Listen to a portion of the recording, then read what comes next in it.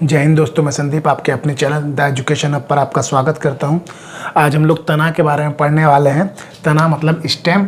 और इससे पहले वाले चैप्टर में हमने बॉटनी में मतलब क्या पढ़ा था, जड़ पढ़ा था। आज हम तना पढ़ेंगे। तो तना क्या होता है?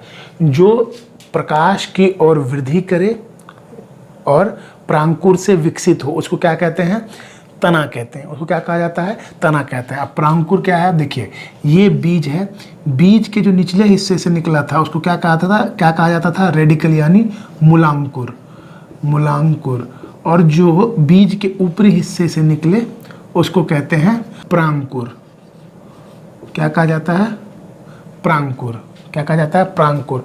तो जो प्रांकुर से विकसित होता है वो क्या कहलाता है? तना कहलाता है। क्या कहलाता है? तना कहलाता है। अब समझिए, जो तना का जो जियोट्रॉप और फोटोट्रॉप, तो देखिए, अब इसमें देखिए, कल हमने जड़ में पढ़ा था कि जियोट्रॉप क्या होता है? पॉजिटिव होता है। फोटोट्रॉप क्या होता है? नेगेटिव होता है। तो ऐसा क्यों हो रहा था? देखिए, जियोट्रॉप मतलब जमीन की ओर जाए, तो जड़ तो जमीन की तरफ जा रही थी इसलिए पॉजिटिव था। और फोटोट्रॉप नेगेटिव क्यों था? क्योंकि वो प्रकाश की तरफ नहीं जा रही थी। लेकिन तना में देखिए, वो किसकी तरफ जा रहा है? प्रकाश की तरफ जा रहा है। तो प्रकाश की तरफ जाएगा तो फोटोट्रॉप उसका क्या हो जाएगा? पॉजिटिव हो जाएगा। तो इसका फोटोट्रॉप क्या होता है? पॉजिटिव होता है। और जियोट्रॉप क्या होगा? तो जियोट्रॉप मतलब जमीन की तरफ। क्या तना जमीन की तरफ जाता है? नहीं जाता है। तो ये क्या हो जाएगा? नेगेटिव हो जाएगा। ये क्या हो जाएगा? नेगेटिव। इसका मतलब कि तना में स्टेम में जियोट्रॉप क्या होता है? नेगेटिव होता है। और फोटोट्रॉप क्या होता है? पॉजिटिव होता है। ठीक है। अब और समझिए, देखिए, तना में क्लोरोफिल पाया जाता है कि नहीं पाया जाता है? ये बताइए। तना में क्लोरोफिल पाया जाता है। देखिए, पत्ती में क्लोरोफिल पाया जाता है और तना में भी क्लोरोफिल पाया जाता है। ये बात अलग है कि पत्ती में सबसे ज़्यादा 99% क्लोरोफिल पाया जाता है, लेकिन तना में 1% क्लोरोफिल पाया जाता है। यही कारण है कि तना की छाल देखिएगा, वो क्या होती है? हरे रंग की होती है। तो क्लोरोफिल तना के छाल में भी पाया जाता है और पत्तियों में भी पाया जाता है। अब देखिए, मतलब पेड़ को सबसे ज़्यादा हानि कब होगी? तो कई बच्चों को लगता है, मतलब कई स्टूडेंट ऐसे हैं जिनको लगता है कि अगर पेड़ के पत्ते गिर जाएंगे तो उनको ज़्यादा हानि होगी, लेकिन ऐसा होता नहीं है।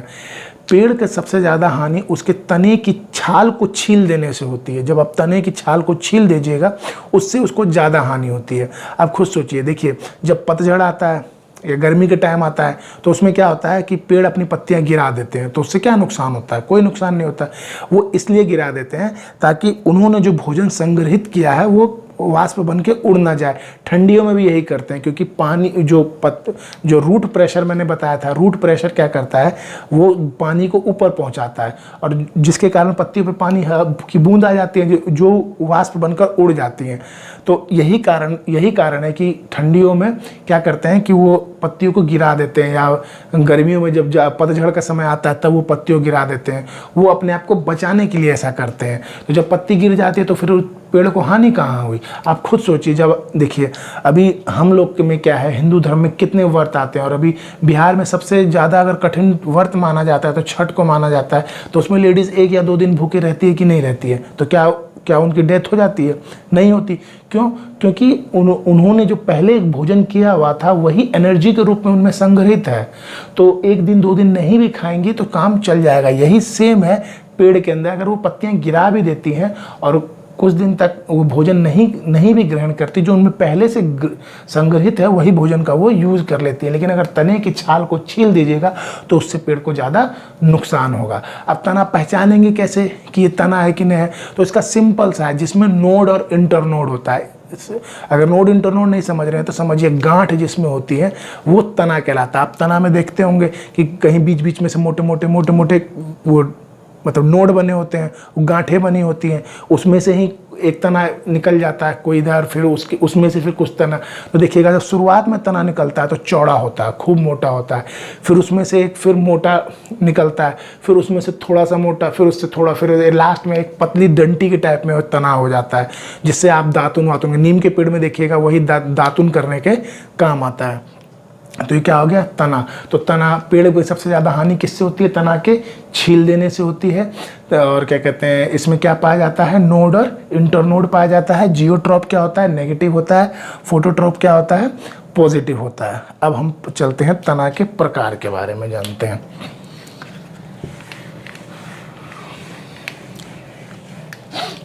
देखिए तना के प्रकार कितने होते हैं, तना 3 प्रकार के होते हैं।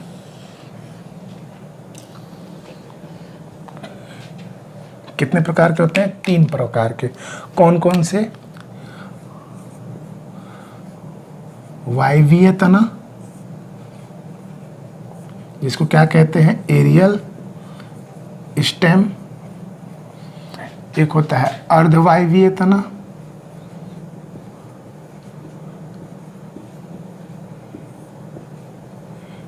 जिसको कहते हैं सब एरियल स्टेम।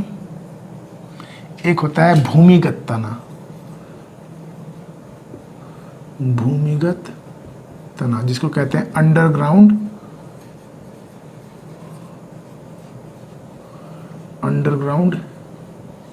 स्टेम।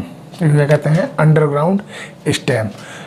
देखिए वायवीय तना क्या होता है, एरियल स्टेम, मतलब जो क्या हो, हवा में हो, जो क्या हो, हवा में हो, वो क्या कहलाते हैं, वायवीय तना कहलाते हैं। अब देखिए इसको समझते हैं कैसे।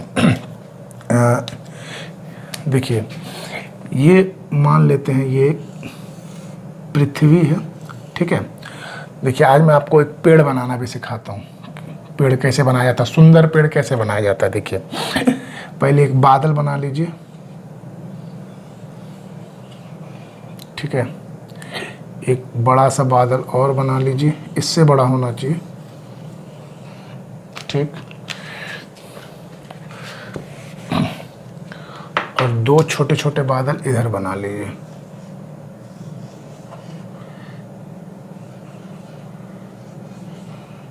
ये हो गया। और यहाँ से एक इस तरह के 2 लाइनें खींचिए, ठीक। ये हो गया आपकी जमीन। अब देखिए इसको ऐसे जोड़ दीजिए,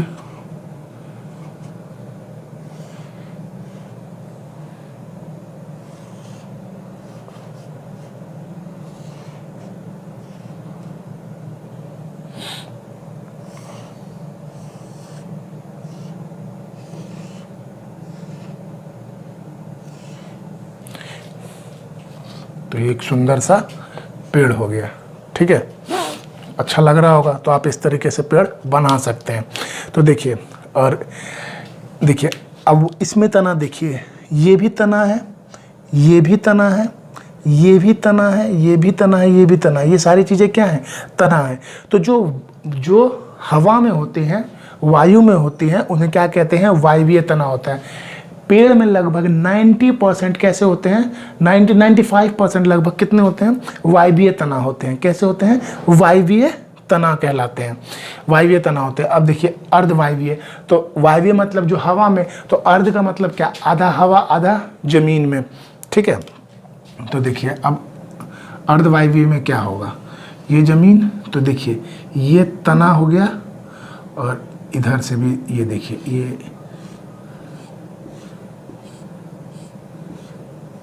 इधर ये हो गया, ठीक है। और ये मान लीजिए बीज हो गया, ठीक। यहाँ पे मान लीजिए बीज रहा होगा कुछ, ठीक है।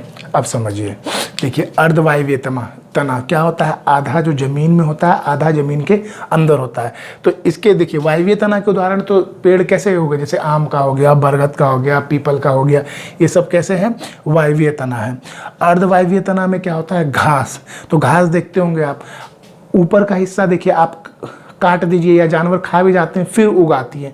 क्यों उगाती है, क्योंकि वो मेन नीचे से नहीं जो देखिए पूरा तना उखाड़ दीजिएगा तब पेड़ नहीं बढ़ेगा।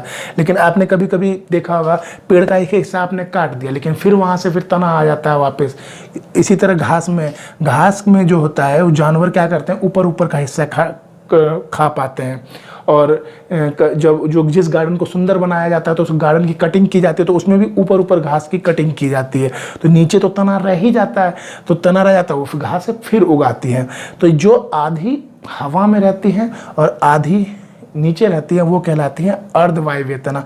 इसका एक उदाहरण और है जलकुंभी।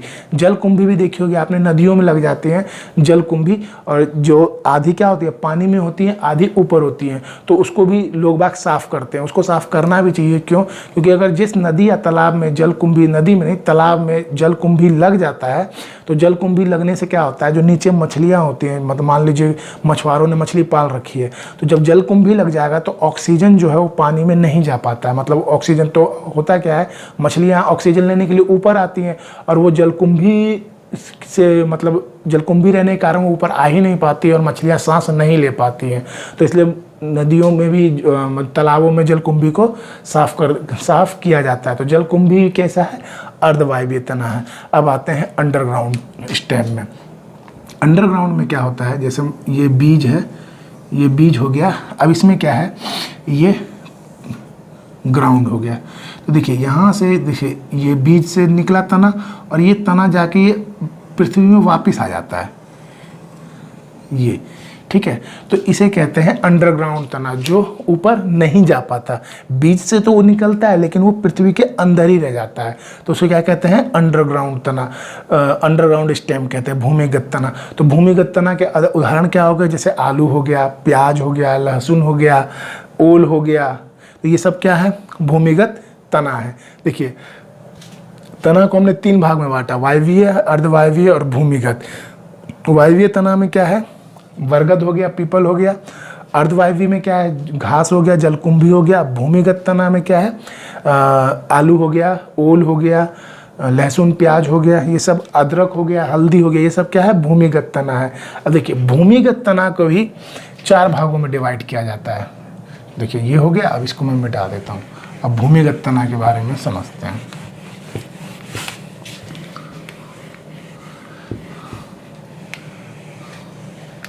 अब देखिए जो भूमिगत तना है, भूमिगत तना, इसको कितने भागों में बांटा जाता है, इसको 4 भागों में बांटा जाता है। पहला क्या है, कंद, दूसरा क्या है, प्रकंद, तीसरा क्या है, घनकंद, और चौथा क्या है, सलकंद। तो देखिए अब कैसे पहचानेंगे कंद कौन सा है, प्रकंद कौन सा है, घनकंद कौन सा है और सलकंद कौन सा है। तो देखिए कंद जो होता है वह मुख्य खाने योग्य भाग होता है, मुख्य भाग होता है खाने योग्य। तो जैसे कंद में क्या हो गया, आलू हो गया, ये क्या है, कंद हो गए। और प्रकंद में क्या है, प्रकंद वो होते हैं जिसमें क्या बनी होती है, नोड बनी होती है, गांठें बनी होती है, तो वो कहलाती हैं प्रकंद। तो जैसे अदरक, अदरक में आप देखिएगा गांठें बनी रहेंगी, हल्दी में देखिएगा गांठें बनी रहेंगी। तो कंद का क्या उदाहरण हो गया, आलू। प्रकंद का क्या हो गया, अदरक और हल्दी, जिनमें गांठें पाई जाती हैं, वो कौन सी हो गई, प्रकंद। घनकंद समझिए, देखिए अदरक जो है ना, अदरक या हल्दी, उसको एक मिला दीजिए, मतलब जितने भी प्रकंद है उन सबको मिला दीजिए, और उससे मिलकर जो बड़ा भाग बनेगा, जो बड़ा भाग बनेगा और जो खाने योग्य होगा, प्रकंद को ही मिला दीजिए और उससे जो बड़ा भाग बनेगा और खाने योग्य होगा वो कहलाता है घनकंद। वो क्या कहलाता है, घनकंद। तो घनकंद में भी आपको क्या पाया जाएगा, नोड, और घनकंद में भी आपको क्या पाया जाएगा, नोड और इंटरनोड पाया जाएगा। तो लेकिन वो क्या होगा, वो चौड़ा ज़्यादा होगा, फूला हुआ होगा, और क्या होगा, खाने योग्य होगा। तो घनकंद का उदाहरण क्या होता है, ओल। क्या क्या उदाहरण होता है, ओल। और सलकंद, सलकंद समझिए, सलकंद क्या होता है, जिसमें वैसे जड़ जिसमें पानी, वैसे तना जिसमें पानी का अंश होता है, वो क्या कहलाते हैं, सलकंद कहलाते हैं। जैसे आपका क्या हो गया, प्याज हो गया, प्याज हो गया, लहसुन हो गया, तो ये क्या कहलाए, शलकंद कहलाए। देखिए लहसुन को आप पीसिए, उसमें से पानी निकलेगा। प्याज जब आप काटते हैं तो उसमें से भी पानी निकलता है, या पीस लीजिए उसमें से पानी निकलेगा। तो ये क्या है, ये भूमिगत तना के ही कुछ भाग हैं। कौन कौन से, कंद, प्रकंद, घनकंद और शलकंद। देखिए अब आपसे क्वेश्चन, देखिए क्वेश्चन अब ऐसे नहीं पूछता है कि आलू क्या है, तना है कि जड़ है। देखिए पहले इस तरह के क्वेश्चन पूछे जाते थे, लेकिन अब क्या करेगा, आपको बता देगा आलू एक तना है। अब आप सोचिएगा अब ये क्या पूछने वाला है, आलू एक तना है, ये किस कैटेगरी में आता है, ऑप्शन दे देगा, कंद, प्रकंद, शलकंद या घनकंद। तो आपको क्या मारना है, कंद मारना है। इसी तरह आपसे पूछेगा प्याज एक तना है, वो किस कैटेगरी में आता है, तो कंद, प्रकंद, शलकंद या घनकंद, तो किस में आता है, शलकंद में आता है। तो ये भूमिगत तना के ये प्रकार हो गए, कौन से, कंद, प्रकंद, घनकंद और शलकंद। चलिए ये हो गया आपका। तो अब कुछ और चीजें समझते हैं। अब देखिए आलू में आपने देखा होगा कि आलू में हरा हरा रंग का आपको कुछ हिस्सा पाया जाता है। कोई कोई आलू होता है जो हरा हो जाता है, तो वो हरा किस कारण होता है, तो हरा होता है वो सोलेनिन के कारण। किसके कारण, सोलेनिन के कारण। सोलेनिन के कारण क्या हो जाता है, वो हरा हो जाता है। सोलेनिन के कारण क्या हो जाता है, हरा हो जाता है। जबकि आलू का काला रंग, आपने आलू में काला जब आलू काटते हैं तो दिखते होंगे अंदर काला काला हो जाता है। वो काला किस कारण होता है, वो ऑक्सीजन की कमी के कारण होता है। तो हरा रंग किस कारण होता है, सोलेनिन की कमी के कारण। और ऑक्सीजन सोलेनिन के कारण क्या हो जाता है, हरा रंग हो जाता है। और काला धब्बा किस कारण होता है, ऑक्सीजन की कमी के कारण होता है। आलू में आपको क्या प्राप्त होता है, स्टार्च प्राप्त होता है। क्या प्राप्त होता है, स्टार्च प्राप्त होता है आलू में। आलू में क्या प्राप्त होता है, आपको स्टार्च प्राप्त होता है। ठीक है। अब देखिए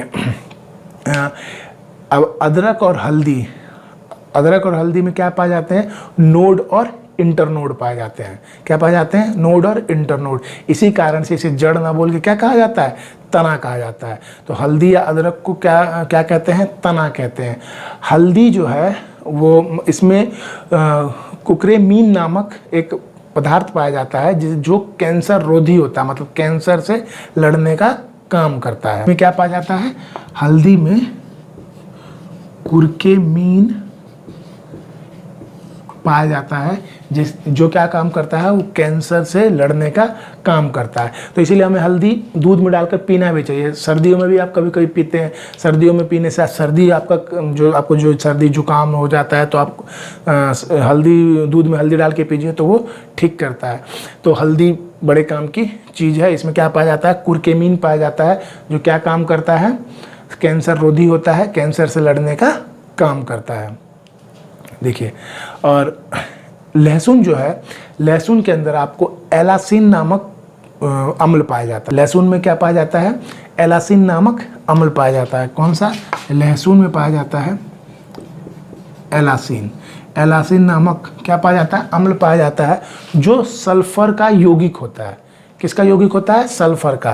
तो लहसुन में क्या पाया गया, एलासिन, जो किसका यौगिक है, सल्फर का यौगिक है। प्याज में आपका सल्फोनिक अम्ल पाया जाता है। प्याज में क्या पाया जाता है, सल्फोनिक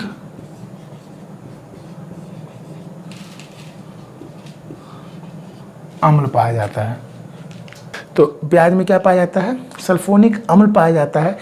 इसी के कारण, इसी सल्फोनिक अम्ल के कारण आपके आंखों से आंसू निकलते हैं जब आप प्याज काट रहे होते हैं। तो उसका कारण क्या है, सल्फोनिक अम्ल। और प्याज में एक और पाया जाता है allyl propyl disulphide. Allyl propyl disulphide, ये भी प्याज में पाया जाता है। ये किस काम आता है, इससे गंध का पता चलता है। प्याज के गंध का पता चलता है किससे, एलाइन प्रोपाइल डाई सल्फाइड से प्याज के गंध का पता चलता है। सेलुलोनिन से क्या होता है, आलू का हरा रंग होता है। और ऑक्सीजन की कमी के कारण क्या होता है, आलू में काला धब्बा पड़ जाता है। कुर्कुमिन किस में पाया जाता है, हल्दी में पाया जाता है। किस काम आता है, ये कैंसर रोधी होता है। एलासिन किस में पाया जाता है? लहसुन में पाया जाता है। सल्फोनिक अम्ल और एलाइन प्रोपाइल डाइसल्फाइड किस में पाया जाता है? प्याज में पाया जाता है। सल्फोनिक अम्ल से क्या होता है? आंख में आंसू आते हैं। और एलाइन प्रोपाइल डाइसल्फाइड से क्या होता है? इससे गंध का, प्याज की गंध का पता चलता है। तो दोस्तों तना में इतना ही। कल हम पत्ती के बारे में पढ़ेंगे। आज हमने स्टेम ख़त्म किया है, इससे पहले हमने जड़ पढ़ लिया था। तो जो भी इस चैनल पे नए हैं वो बॉटनी को शुरू से पढ़े। अभी सिर्फ 2 ही क्लास हुई है आज को लगा के। और अगर उन्हें ये जो क्लास है अगर अच्छी लगती है तो उनसे रिक्वेस्ट है वो इसे लाइक करें, सब्सक्राइब करें और ज़्यादा से ज़्यादा लोगों तक शेयर करें। तो आज के लिए इतना ही। Thank you. Have a nice day.